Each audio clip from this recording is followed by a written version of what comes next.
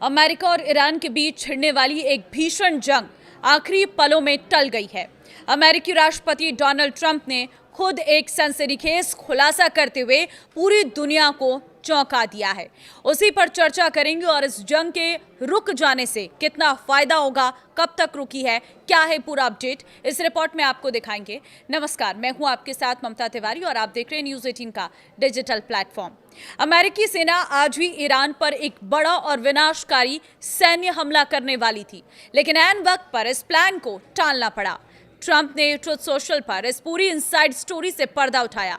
उन्होंने बताया कि मिडिल ईस्ट के 3 सबसे शक्तिशाली और बड़े नेताओं के और सीधे हस्तक्षेप और व्यक्तिगत अनुरोध के बाद उन्होंने अमेरिकी सेना को हमले रोकने के निर्देश दिए हैं।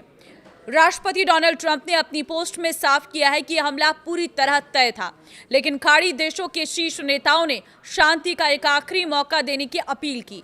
ट्रंप ने लिखा, मुझे कतर के अमीर शेख तमीम बिन हमद अल थानी, सऊदी अरब के क्राउन प्रिंस मोहम्मद बिन सलमान अल सऊद और यूएई के राष्ट्रपति मोहम्मद बिन जायद अल नहयान ने फोन कर अनुरोध किया कि हम ईरान पर आज होने वाले अपने सैन्य हमले पूरी तरह से फिलहाल के लिए रोक दे। ट्रंप ने इन तीनों राष्ट्राध्यक्षों को अमेरिका का महान सहयोगी और बेहतरीन नेता बताते हुए कहा कि उनके प्रति सम्मान के कारण ही उन्होंने ये बड़ा फैसला लिया है। अमेरिकी राष्ट्रपति के मुताबिक अचानक हमला टालने की सबसे बड़ी वजह है इस समय पर्दे के पीछे बेहद गंभीर और हाई लेवल सीरियस नेगोशिएशन शुरू हो चुकी है। खाड़ी देशों के इन तीनों प्रभावशाली नेताओं का मानना है कि सैन्य कार्रवाई के बजाय बातचीत के जरिए एक ऐसी ऐतिहासिक डील या समझौता किया जा सकता है जो न केवल संयुक्त राज्य अमेरिका के लिए पूरी तरह स्वीकार्य होगा, बल्कि मिडिल ईस्ट और उसके बाहर के तमाम देशों के हित में भी होगा। इसी भरोसे के बाद अमेरिकी युद्धपोतों और लड़ाकू विमानों को स्टैंड बाय पर रहने को कहा गया है। डोनाल्ड ट्रंप ने इस संभावित समझौते का सबसे अहम एजेंडा भी दुनिया के सामने रख दिया है। ट्रंप ने अपनी पोस्ट में साफ शब्दों में चेतावनी भरे लहजे में लिखा कि खाड़ी देशों की मध्यस्थता में होने वाली इस महा डील में सबसे महत्वपूर्ण शर्त ये होगी कि ईरान के पास कोई परमाणु हथियार नहीं होंगे।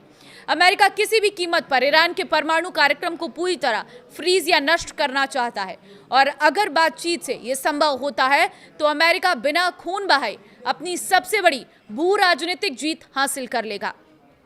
अब तक ईरान युद्ध में क्या क्या हुआ? इस बीच इजराइल और लेबनान के बीच संघर्ष जारी है। अमेरिका की मध्यस्थता से युद्ध विराम बढ़ाए जाने के बावजूद सोमवार को इजरायली हमलों में कम से कम 7 लोगों की जान गई है। लेबनान के स्वास्थ्य मंत्रालय के मुताबिक 2 मार्च से अब तक इजरायली हमलों और सैन्य कार्रवाई में 3020 लोगों की जान जा चुकी है, जबकि 9273 लोग घायल हुए हैं।